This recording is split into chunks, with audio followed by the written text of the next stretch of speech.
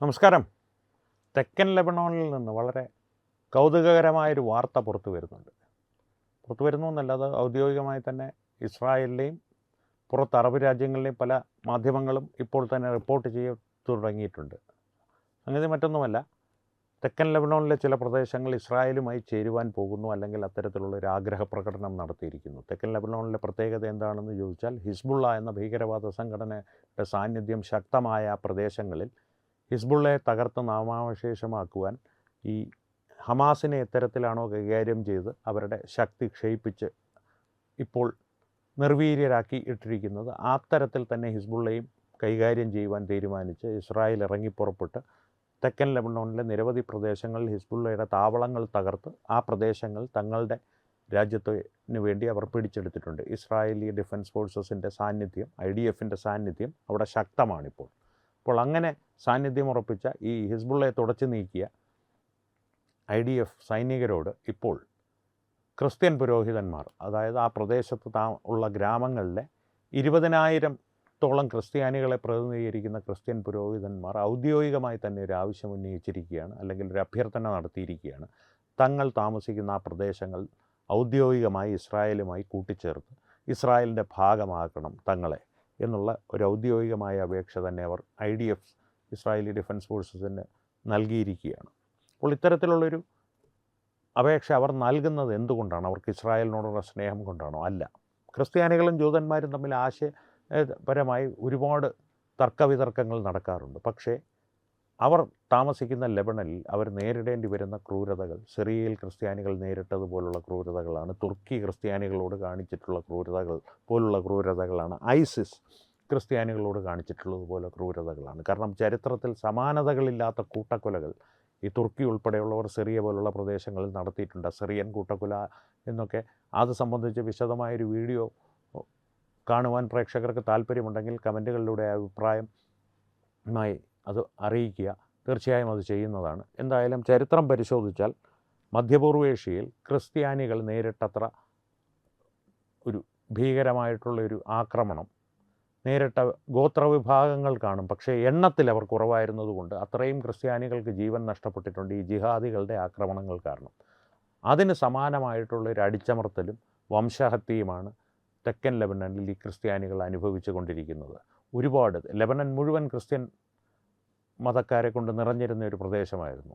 ഇപ്പോൾ അവർ ഒരു ന്യൂനപക്ഷമായി മാറി എന്നുള്ളത് അവർക്ക് സന്താനോൽപാദനത്തിൽ വന്ന കുറവോ ഒന്നും കൊണ്ടല്ല, അവരെ കൊന്നൊടുക്കിയതാണ്. ഈ ഹിസ്ബുള്ളയെ പോലുള്ള ഭീകരവാദികളെ ഉപയോഗിച്ച് കാലാകാലങ്ങളിൽ മാറി ഭരണത്തിൽ വന്ന ലെബനൻ സർക്കാരുകളും ഈ ഹിസ്ബുള്ളയുടെ പിതൃത്വം ശരിക്കും നമുക്ക് ഏൽപ്പിച്ചു കൊടുക്കാവുന്ന ഇറാനെ പോലുള്ള ഭീകരവാദ രാഷ്ട്രങ്ങളും എല്ലാം ചേർന്ന് ഈ ക്രിസ്ത്യൻ വംശഹത്യ അവിടെ ആസൂത്രിതമായി നടപ്പാക്കിയതിൻ്റെ ഒരു പരിണാമമാണ് ലെബണനിൽ ക്രിസ്ത്യാനികളുടെ എണ്ണം കുറഞ്ഞു വരുന്നത്. അപ്പോൾ ഹിസ്ബുള്ളയിൽ നിന്നും ഈ ലെബണനിൽ മാറി വരുന്ന ഈ ഒരു ഭീകര ഭരണകൂടത്തിനും, ലെബണനിൽ ഇപ്പോഴുള്ള ഭരണകൂടം ഏറ്റവും ഒരു മൃദു സ്വഭാവം കാത്തു സൂക്ഷിക്കുന്ന ഒരു ഭരണകൂടമാണെന്ന് വേണമെങ്കിൽ നമുക്ക് പറയാം. അവരും അത്ര വെടിപ്പൊന്നും അല്ലെങ്കിൽ പോലും. പക്ഷേ അതിനു മുമ്പ് വന്നിട്ടുള്ളവരെല്ലാം ഹിസ്ബുള്ളയെക്കാളും തീവ്ര ഇസ്ലാമിക ചിന്താഗതി കൊണ്ട് നടക്കുന്നവരായിരുന്നു. അതായിരുന്നു അവിടുത്തെ ക്രിസ്ത്യാനികളുടെ ദൗർഭാഗ്യം. അതാണ് ഇപ്പോഴും അവർ നേരിട്ട് കൊണ്ടിരിക്കുന്നത്. ലെബനൻ്റെ പല ഭാഗങ്ങളിലും ഈ ക്രിസ്ത്യാനികൾ ന്യൂനപക്ഷമായി പല ഗ്രാമങ്ങളിലേക്കും ഒതുങ്ങിക്കൂടിയ പ്രദേശങ്ങളിലെല്ലാം തന്നെ അവർക്ക് നേരെ ഒന്നുകിൽ ഭരണകൂടം നേരിട്ടോ അല്ലെങ്കിൽ ഈ ഹിസ്ബുള്ളയെ പോലുള്ള ഭീകരവാദികളെ ഉപയോഗിച്ചോ വംശഹത്യയും അടിച്ചമർത്തലുകളും തുടരെ നടത്തിക്കൊണ്ടിരിക്കുക തന്നെയാണ് ഇപ്പോഴും. ഇപ്പോൾ ഭരണകൂടവും ഹിസ്ബുള്ളയും തമ്മിലൊരു തെറ്റൽ വന്നിട്ടുണ്ട്. അവരുടെ ബന്ധത്തിൽ ഈ ഇസ്രായേലിൻ്റെ ആക്രമണത്തെ പ്രതിരോധിക്കാത്ത ഭരണകൂടത്തിനെതിരെ ഹിസ്ബുള്ളയ്ക്ക് അമർഷമുണ്ടായതുകൊണ്ട് ഒരു വിള്ളൽ വീണിട്ടുണ്ടെങ്കിലും പല കാലഘട്ടങ്ങളിലും ഇവർ ഒരു ഏകാത്മനമായിട്ടുള്ളൊരു മനസ്സോടുകൂടി പ്രവർത്തിക്കുന്ന ക്രിസ്ത്യൻ വംശഹത്യയെ പ്രതി ഒരു ഭീകര സംഘടന തന്നെയായിരുന്നു. മറ്റൊന്നിൽ നിന്ന് വേർതിരിക്കുവാൻ വലിയ പ്രയാസമായിരുന്നു. അത്തരത്തിലുള്ള പീഡനങ്ങൾ നേരിട്ട ക്രിസ്ത്യൻ സമൂഹം ഇപ്പോൾ ഇസ്രായേലുമായി ചേരണമെന്ന് ആഗ്രഹിക്കുന്നതിൻ്റെ കാരണം വളരെ ലളിതമാണ്.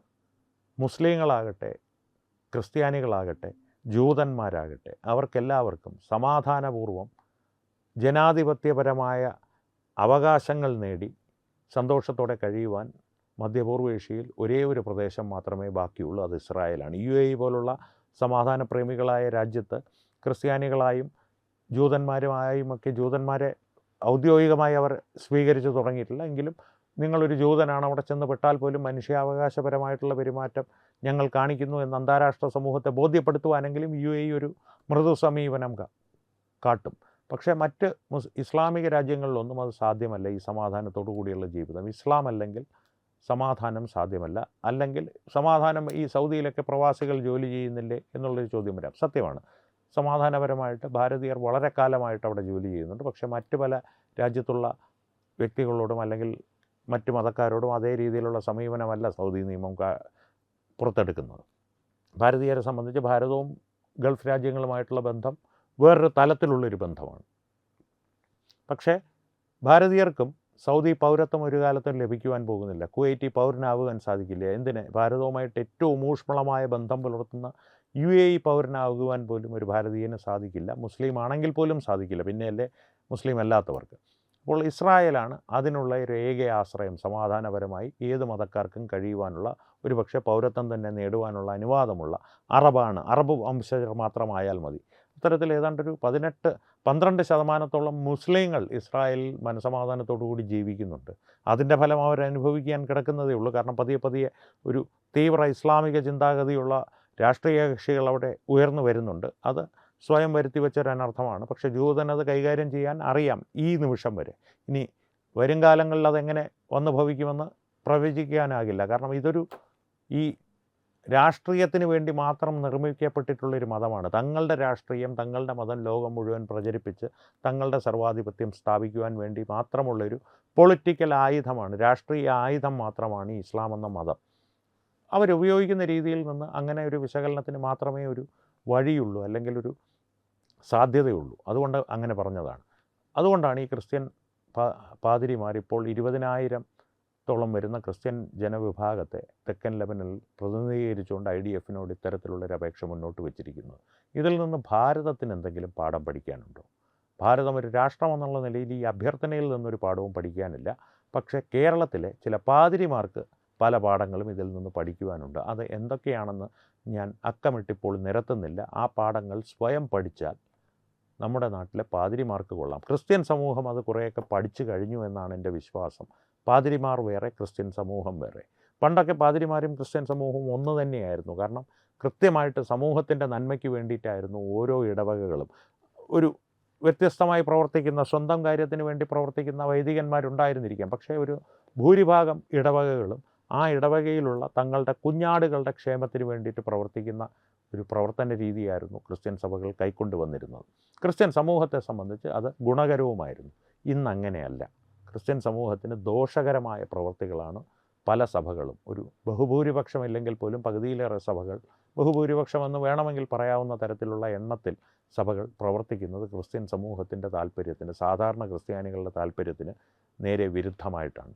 അവർ ഈ തെക്കൻ ലെബനനിലെ പാതിരിമാരെ, വൈദികരെ കണ്ട് പല പാഠങ്ങളും പഠിക്കുവാനുണ്ട് എന്നാണ് എൻ്റെ വ്യക്തിപരമായിട്ടുള്ള അഭിപ്രായം. പ്രേക്ഷകരുടെ ഈ വിഷയത്തിലുള്ള അഭിപ്രായങ്ങൾ തീർച്ചയായും കമൻറ്റുകളിലൂടെ ഞങ്ങളുമായി പങ്കുവയ്ക്കുക.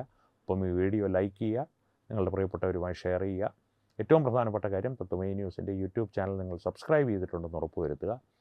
അപ്പോൾ വീണ്ടും കാണാം. സംവാദങ്ങൾ തുടരട്ടെ. നന്ദി, നമസ്കാരം. HIV അണുബാധ സന്തോഷപൂർണമായ ഒരു ജീവിതത്തിന് തടസ്സമല്ല. HIV അണുബാധയ്ക്ക് ഫലപ്രദമായ ചികിത്സ ഇന്ന് ലഭ്യമാണ്. ഇതിന് യഥാസമയം അണുബാധ കണ്ടെത്തുന്നതും കാലേക്കൂട്ടി ചികിത്സ നടത്തേണ്ടതും അത്യാവശ്യമാണ്.